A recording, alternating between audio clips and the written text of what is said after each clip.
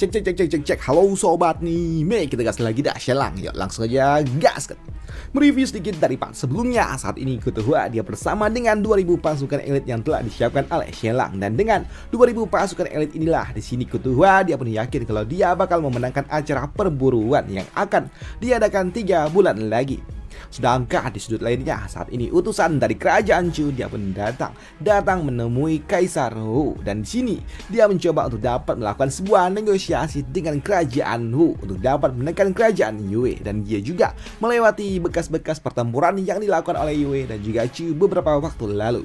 Dan tak lama setelahnya dia pun tiba di kekaisaran Hu dan dia juga langsung diterima oleh Kaisar Hu. Dan di sini untuk utusan ini dia juga melaporkan kalau ternyata ada sebuah perjanjian yang diberikan oleh kerajaan Chu dan juga kerajaan Yue, di mana mereka akan mengadakan acara perburuan yang tentunya hal itu juga mengejutkan bagi Kaisar Hu ketika dia mendapatkan sebuah kabar kalau saat ini Kaisar Yue dalam kondisi yang tidak baik-baik saja. Namun di sini untuk utusan Chu dia juga mengatakan kalau dia mendapatkan sebuah kabar kalau Hu saat ini sedang mengalami kondisi yang cukup serius dalam hal pangan, apalagi mereka juga akan segera menghadapi musim dingin, dan itu membuat utusan ini mengatakan kalau dia mendapatkan tugas dari Kaisar Chu untuk dapat memberikan bantuan 1 ton biji-bijian yang bisa diberikan ataupun dipinjamkan dengan tanpa bunga. Ucap dari utusan itu yang tentunya hal itu juga mengejutkan bagi Kaisar Hu, karena dia juga tahu kalau dia dan juga rakyatnya membutuhkan makanan untuk menghadapi musim dingin yang akan segera datang.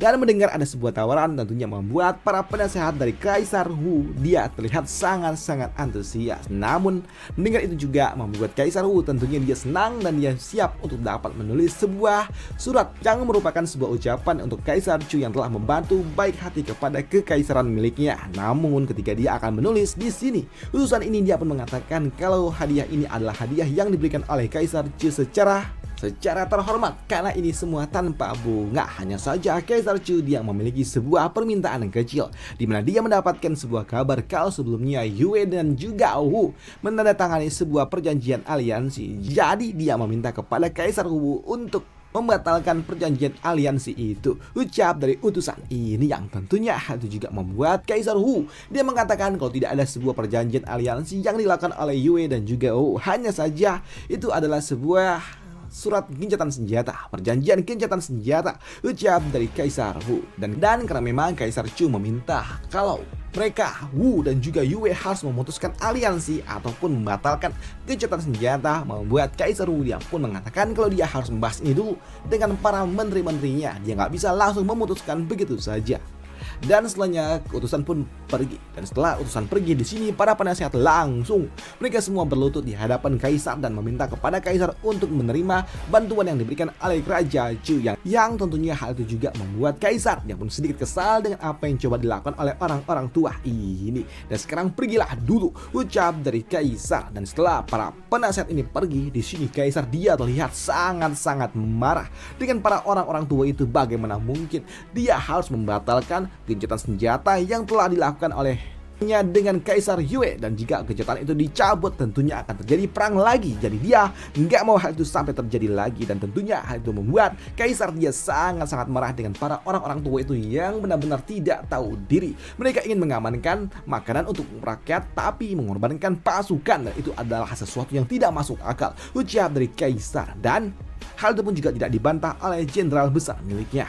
Hanya saja di sini jenderal ini dia juga mengatakan kalau para penasehat mereka sepertinya memiliki pertimbangan mereka sendiri, karena mereka melihat dari sudut pandang rakyat, yang hal itu pun juga dibenarkan oleh Kaisar Wu. Hanya saja dia nggak suka karena rakyat memang kelaparan dan membutuhkan makanan, tapi para pejabat-pejabat ini mereka juga telah menimbun makanan yang banyak untuk mereka sendiri, yang membuat Kaisar dia memiliki sebuah rencana bagaimana jika mereka mengambil jatah yang dimiliki oleh para pejabat-pejabat yang akan diberikan kepada rakyat. Bukankah itu adalah sesuatu yang lebih masuk akal, pikir dari Kaisar Wu. Di sini untuk Kaisar Wu dia juga tahu kalau sepertinya akan sangat sulit jika Yue mendapatkan tekanan seperti itu, tapi dia juga tahu jika saja kerajaan Chu dibiarkan dan mereka membantu Chu, dia takut suatu saat nanti Chu juga akan menyerang Wu seperti apa yang mereka lakukan kepada Yue. Jadi dia harus memiliki rencananya sendiri untuk dapat menghentikan pertempuran itu. untuk dapat menghentikan dan juga menghilangkan potensi terjadinya pertempuran antara Chu dan juga Wu. Jadi dia nggak mau membantu Chu untuk saat ini.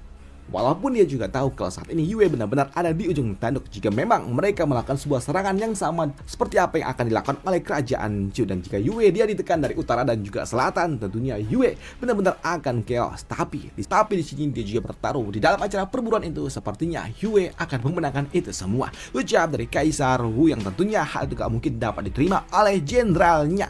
Bagaimana mungkin 5.000 lawan 2.000 dan menang? Itu adalah sesuatu yang tidak masuk akal. Apalagi mereka juga tahu reputasi pasukan elit yang dimiliki oleh Chu sungguh sangat kuat. Tapi untuk Raja Wu dia nggak peduli dengan itu semua dan dia tetap akan berdiri dengan pendirian yang telah dia berikan. Dan benar saja keesokan harinya ketika utusan itu dipanggil kembali, di sini Kaisar Wu dia pun mengatakan dengan tegas kalau dia menolak hal yang telah diberikan oleh kerajaan Chu. Dan hal itu juga diumumkan kepada para penasehat-penasehat yang lainnya, yang tentunya para penasehat mereka semua pun memohon dan kembali berlutut kepada Kaisar untuk segera mencabut dan juga memikirkan ulang apa yang coba dilakukan oleh Kaisar. Tapi hal itu juga membuat Kaisar marah dan itu membuat Kaisar dia meminta kepada pasukan dan juga jenderal untuk segera mengambil semua apa yang dimiliki oleh para pejabat-pejabat ini. Karena dia juga tahu kalau memang saat ini Wu membutuhkan makanan, bahkan dia juga rela untuk dapat makan bubur 2 hari sekali untuk dapat memberikan semua persediaan makanan yang dimiliki oleh Kaisar dan juga kerajaan untuk dapat diberikan kepada rakyat. Dan untuk para pejabat mereka juga harus memberikan semua bahan makanan yang telah mereka timbun. Jika tidak dan jika mereka menolak maka mereka semua akan disingkirkan. Dan benar saja tak butuh waktu lama para pasukan pun mulai melakukan tugas yang telah diberikan oleh Kaisar, yang membuat kini pada akhirnya mereka dapat melewati musim dingin dengan persediaan makanan yang dapat dibagi rata kepada rakyatnya sendiri. Walaupun memang ada sedikit pengorbanan yang diberikan oleh para pejabat-pejabatnya. Bahkan saat ini dia juga kembali mendapatkan jenderal miliknya yang sebelumnya telah ditahan karena masalah politik. Dan itu membuat Kaisar saat ini dia merasa kalau dirinya sudah menang, menyingkirkan para pejabat-pejabat, para penasehat yang korup pikir dari dirinya. Sedangkan di sudut lainnya ternyata untuk Shelang dia nggak ada di camp pelatihan karena dia pulang ke rumahnya untuk dapat melihat putrinya yang baru saja dilahirkan. Dan Kaisar yang mendapatkan sebuah kabar kalau Shelang dia mendapatkan seorang putri, dia mengirimkan Pak Tua Qasim Li untuk dapat mengunjunginya. Bahkan Kaisar dia juga memberikan hadiah kepada Shelang kalau Kaisar menyarankan sebuah nama untuk anak dari Shelang, yang membuat Shelang agak sedikit kesal. Ini anak siapa? Tapi kenapa yang ngasih nama siapa? Harusnya bapaknya. Kenapa malah orang lain? Pikir dari Shelang yang kesal. Namun melihat ekspresi yang diberikan oleh Shelang membuat Pak Tua Qasim Li pun berpikir kalau sepertinya Shelang ini nggak suka kah dengan nama berkat yang diberikan oleh Kaisar. Tapi di sini Pak Tua Qasim Li dia juga mengatakan kepada Shelang kalau dia mendapatkan sebuah titipan dari selir Bian yang menitipkan sebuah benda giok kecil untuk dapat diberikan kepada putri dari Shelang. Dan ini bukanlah giok biasa karena ini adalah mas kawin yang diterima oleh Selir Bian beberapa waktu lalu ketika dia dilamar oleh Kaisar dan dia menyerahkan mewariskannya kepada putri dari Shelang. Dan ini adalah benda yang sangat-sangat luar biasa. Dan dia juga berencana untuk dapat membawa gadis kecil ini untuk dapat bersama dengan dirinya ketika Shelang dan juga rombongan pergi menghadiri acara perburuan di perbatasan yang akan diadakan 3 bulan lagi. Sedangkan di sudut lainnya pula saat ini ternyata banyak sekali orang-orang yang sedang memata-matai pasukan yang dimiliki oleh Shelang. Bukan cuma pangeran pertama ataupun pangeran ketiga, tapi ada juga utusan ataupun mata-mata yang diberikan oleh kerajaan Chu untuk dapat memantau pasukan yang disiapkan oleh Yue. Dan untuk para pasukan itu mereka semua saat ini sedang berlatih di tempat terbuka dan mereka juga berlatih dengan menggunakan pedang kayu dan mereka juga melakukan gerakan yang sama berulang-ulang kali sebanyak ribuan kali hingga membuat para mata-mata mereka pun berpikir kalau sepertinya nggak ada yang perlu dilihat karena mereka cuma menggunakan pedang kayu dan melakukan gerakan yang sama sebanyak ribuan kali. Jadi jika mereka memantau nggak ada gunanya juga pikir dari mereka. Dan namun sayangnya mereka juga nggak tahu kalau pedang yang digunakan itu bukanlah pedang kayu biasa, tapi pedang itu telah diisi dengan timah yang sangat-sangat berat. Bahkan setiap harinya beratnya akan semakin berat, yang artinya mereka tidak berlatih cuman ya berlatih kosong, tapi mereka juga berlatih kekuatan. Walaupun memang yang terlihat seperti mereka sedang bermain pedang kayu-kayuan. Waduh. Sedangkan di sudut lainnya saat ini untuk Kaisar, saat ini dia sedang menikmati masa pensiunnya. Walaupun memang saat ini dia memang belum pensiun, tapi dia terlihat seperti memerankan peran orang tua yang nggak bisa ngapa-ngapain, cuman baring-baring aja, baca-baca, dan dia juga melihat situasi politik yang ada di ibu kota selama dia sedang cuti. Namun di sini dia juga mendapatkan sebuah kunjungan dari seorang jenderal besar yang melaporkan kalau ternyata saat ini di perbatasan kembali repot, kembali chaos, dan kali ini musuh mereka adalah kerajaan Nan. Dan itu membuat Kaisar dia pun tahu kalau sepertinya ini sangat amat merepotkan karena Yue lagi-lagi diserang oleh kerajaan lainnya pula, dan kali ini yang menyerangnya adalah kerajaan Nan. Dan dia juga tahu jika saja sebelumnya Xielang tidak membantu dirinya menyingkirkan Sunan, waduh, itu membuat Yue benar-benar akan mendapatkan masalah yang luar biasa. Mereka diserang dari atas, dari utara dari kerajaan Chu, diserang dari selatan dari Wu, diserang dari barat dari Qian, dan diserang lagi dari timur. Dan itu membuat Yue akan diserang dari 5 titik yang berbeda, dan itu membuat dirinya berpikir kalau jika itu benar-benar terjadi, benar-benar akan membuat Yue pasti bakal hancur. Tapi beruntung Xielang berhasil meredam 2 pemberontakan itu yang membuat kini dirinya hanya bisa fokus kepada 3 sisi. Tapi dia juga merasa beruntung kalau sepertinya perjanjian dan juga gencatan senjata yang dilakukan oleh Wu itu membuat mereka harus dapat sedikit bernafas lega, pikir dari Kaisar. Walaupun memang saat ini kerajaan Nan kembali mencoba untuk dapat menyerang bersama dengan kerajaan Chu. Dan itu juga membuat Kaisar dia pun berpikir jika dia mengirimkan 150.000 pasukan untuk dapat menahan pergerakan dari kerajaan Nan, itu membuat mereka harus mengeluarkan biaya yang sangat-sangat mahal pula. Dan itu membuat Kaisar jika dia menarik pasukan yang ada di selatan dan memindahkannya ke utara, apakah itu akan membuat kerajaan Wu akan mengambil sebuah kesempatan untuk dapat menyerang?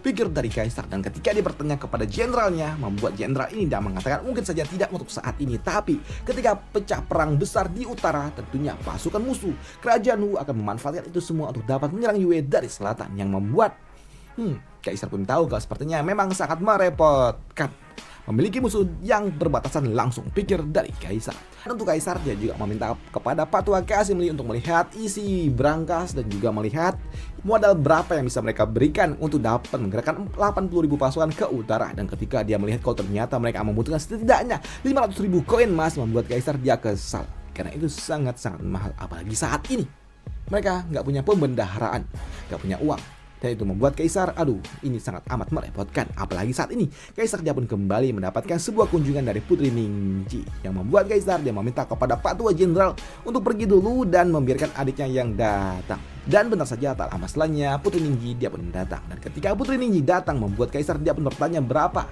uang yang bisa didapatkan oleh Putri Ningji dari kamar dagang Bang Yin Yuan, yang membuat Putri Ningji dia mengatakan kalau Bang Yin Yuan bersedia membayar 3,5 juta koin emas, memberikan pinjaman tanpa bunga, yang tentunya membuat Kaisar kaget. Nggak tuh, bagaimana mungkin rentenir mau meminjamkan uang tanpa bunga dan sebanyak itu? Apa-apaan ini, pikir dari Kaisar yang nggak masuk akal. Namun di sini Kaisar dia juga mendapatkan pesan dari Putri Ningji kalau pimpinan dari kamar dagang mereka ingin bertemu dengan Kaisar secara pribadi, yang membuat Kaisar dia pun mengizinkan orang tua itu untuk masuk. Dan ketika orang tua itu masuk, membuat Kaisar dia pun bertanya kalau sebelumnya kamar dagang ini bersedia memberikan pinjaman sebanyak 3,5 juta koin emas, dan itu adalah sesuatu yang sangat luar biasa. Dan hal itu pun dibenarkan oleh orang tua ini, di mana orang tua ini dia pun mengatakan kalau mereka bersedia untuk dapat meminjamkannya. Hanya saja mereka juga memiliki sebuah permintaan, yaitu menginginkan sebuah formula untuk dapat membuat sebuah cermin yang bisa didapatkan dari Xielang, karena mereka tahu kalau cermin itu didapatkan oleh kamar dagang Tiando dari Xielang. Dan mengingat hubungan baik yang didapatkan oleh Kaisar dan juga Xielang, pasti Xielang akan memberikan resep itu kepada Kaisar jika Kaisar yang memintanya, yang membuat Kaisar dia pun tahu, halah, ternyata ada udang di balik batu.